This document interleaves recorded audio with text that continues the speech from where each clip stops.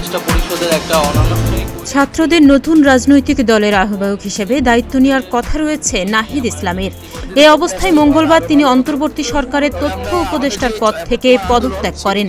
এর একদিন পরই নিজের সম্পদের বিবরণী প্রকাশ করেছেন তিনি। বুধবার নিজের ফেসবুক অ্যাকাউন্টে এক পোস্টে সম্পদের বিবরণী প্রকাশ করেন এই সাবেক উপদেষ্টা।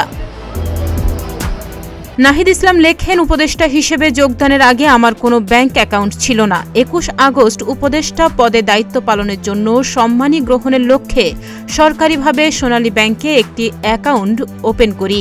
উক্ত অ্যাকাউন্টে 21 আগস্ট 2024 থেকে 26 ফেব্রুয়ারি 2025 পর্যন্ত লেনদেনের হিসেব জনগণের কাছে উপস্থাপন করছি। হিসেব দিয়ে তিনি লেখেন, উক্ত হিসেবে 10,06,886 টাকা জমা হয়েছে এবং 9,96,188 টাকা উত্তোলিত হয়েছে। উল্লেখ্য যে সোনালী ব্যাংকের এই অ্যাকাউন্টটি ছাড়া আমার কোনো অ্যাকাউন্ট নেই।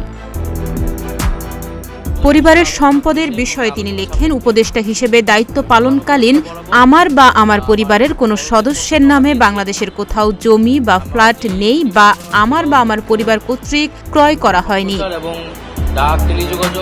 এমনকি তিনি বাদ দেননি একান্ত সচিব ও ব্যক্তিগত কর্মকর্তার সম্পদের হিসাবও।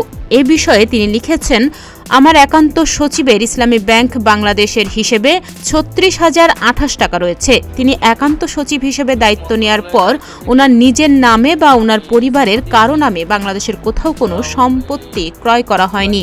এছাড়া আমার ব্যক্তিগত কর্মকর্তা সহ সংশ্লিষ্ট যে কারো সম্পদের স্বচ্ছ হিসাব রাখা হয়েছে, প্রয়োজনে উন্মুক্ত করা হবে।